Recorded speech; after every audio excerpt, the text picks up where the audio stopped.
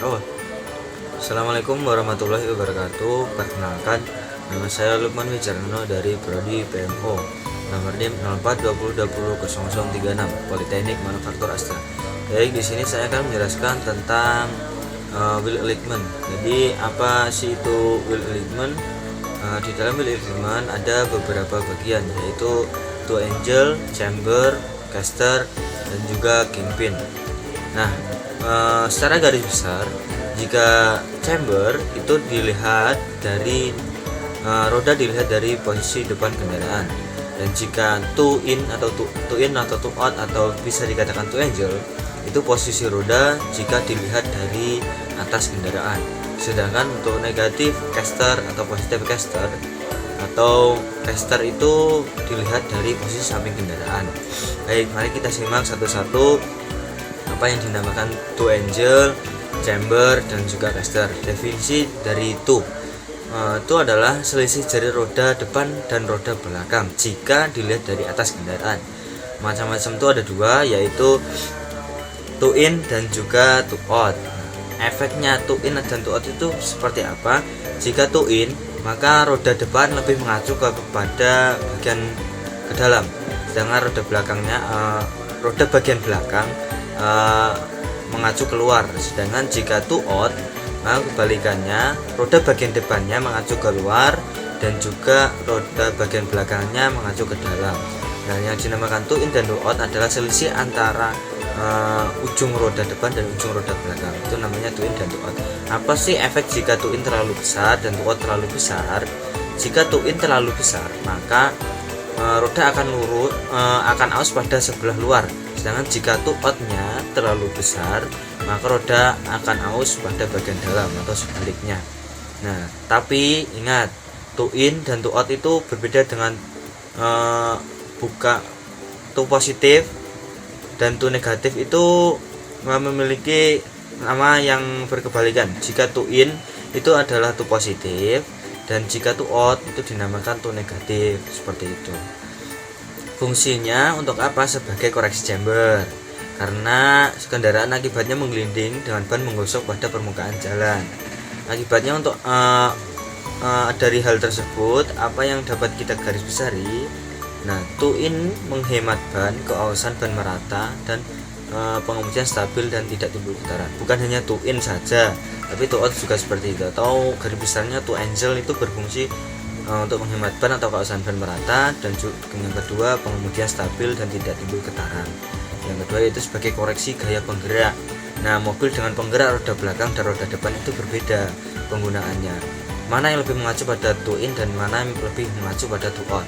Jika penggerak roda belakang, kebanyakan yang kita temui biasanya memakai posisi two in atau posisi ujung roda depan mengacu ke dalam. Nah, sedangkan penggerak roda depan kebalikannya, yaitu two out atau two negatif. Ujung roda depannya mengacu kepada bagian luar. Nah, itu penjelasan tentang two angel. Yang kedua yaitu chamber. Nah, chamber itu adalah kemiringan roda pada bagian atas ke dalam atau keluar terhadap garis vertikal jika dilihat dari depan kendaraan. Ingat, dilihat dari depan kendaraan.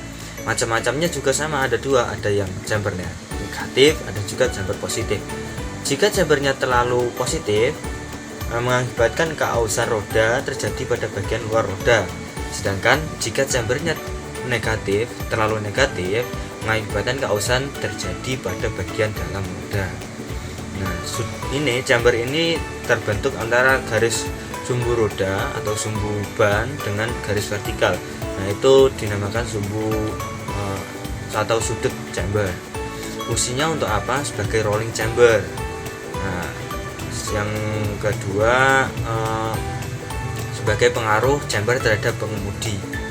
Nah, ini berhubungan dengan posisi atau kelonggaran bantalan bearing. Juga di sini adalah efek dari chamber positif dan chamber negatif, juga pengaruh kemudi lah juga. Selanjutnya kita akan masuk pada caster. Apa yang dinamakan caster? Kemiringan sudut kemudi atau sumbu kemudi kingpin terhadap garis tengah roda vertikal jika dilihat dari samping kendaraan. macam-macamnya sama, ada caster negatif dan juga caster positif.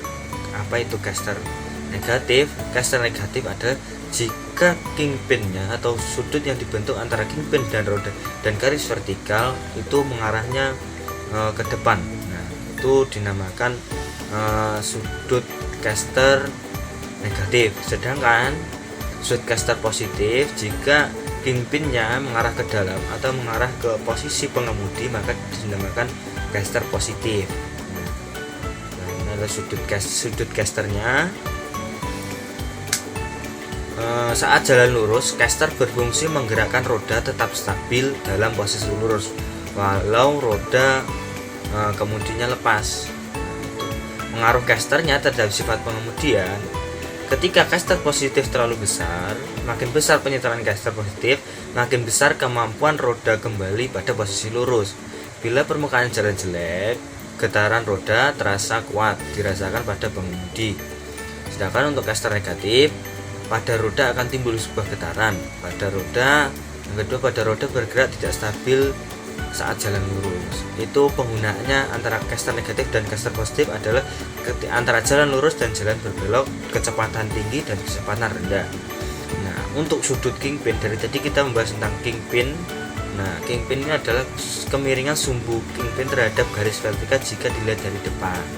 Nah, hampir sama dengan chamber, cuma yang dinamakan kingpin adalah poros dari shock absorbernya.